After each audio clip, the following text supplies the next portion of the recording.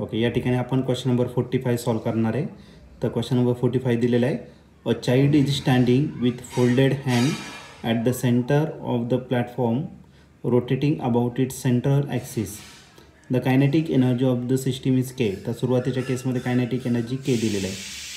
The child now stretch his arms so that the moment of inertia of the system becomes double.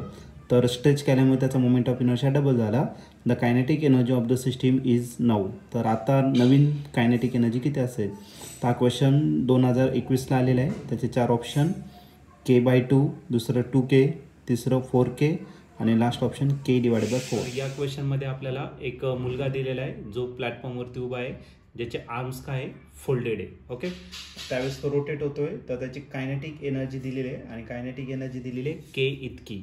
तर kinetic energy आपण के ईने represent करणार. पहिल्या केसमध्ये आहे त्याला 1 कन्सिडर करू आणि तिची कायनेटिक एनर्जी आहे ती किती, तर के इतकी त्याची कायनेटिक एनर्जी आहे आणि मोमेंट ऑफ इनर्शिया I1 इतका असेल.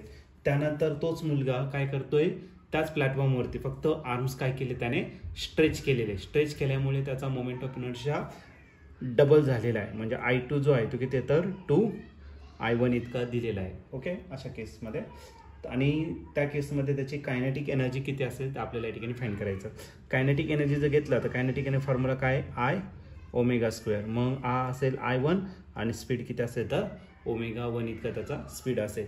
तर या केसमध्ये आपल्याला यूज करायचं law of conservation of angular momentum.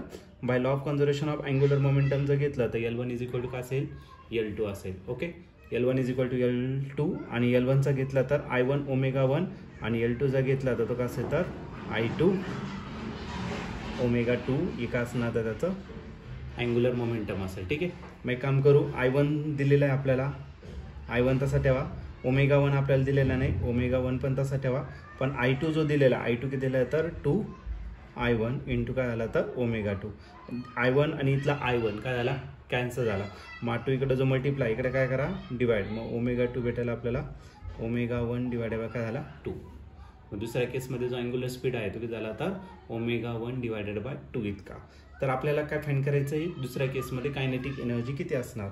मग दुसऱ्या केसमध्ये कायनेटिक एनर्जी जर घेतलं तर तो किती असेल, 1/2 I1च्या जागी I2, ओमेगाच्या जागी ω2, त्याचा काय झाला स्क्वेअर झाला. ठीक आहे, मग दुसऱ्या केसमध्ये कायनेटिक एनर्जी Ke2 भेटेल आपल्याला 1/2. I2 किती दिलेला आहे, I2 I1 आणि ω2 जो आहे, ω2 आहे तुमचा ω1 डिवायडेड बाय 2, त्याचा काय करायचं आपल्याला स्क्वेअर करायचा. आता याला जर सिम्प्लिफाईड केलं 1/2 तसा ठेवा, 2 I1 पण तसाच ठेवा आणि याचा स्क्वेअर करा. ω1 स्क्वेअर डिवायडेड बाय काय असेल 2.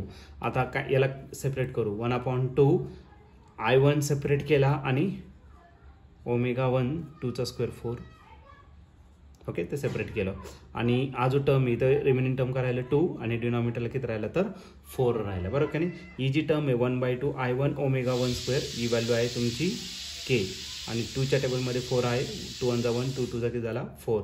म्हणजे आपली जी नवीन कायनेटिक एनर्जी आहे, कायनेटिक एनर्जी 2, ती किती भेटेल तर के डिवायडेड बाय 2. जर तुम्ही याचं ऑप्शन जर चेक केले तर ऑप्शन नंबर आपलं ए ऑप्शन हा आपला मॅच होतंय. तर या क्वेश्चनचं जे आन्सर आहे ऑप्शन ए असेल करेक्ट आन्सर.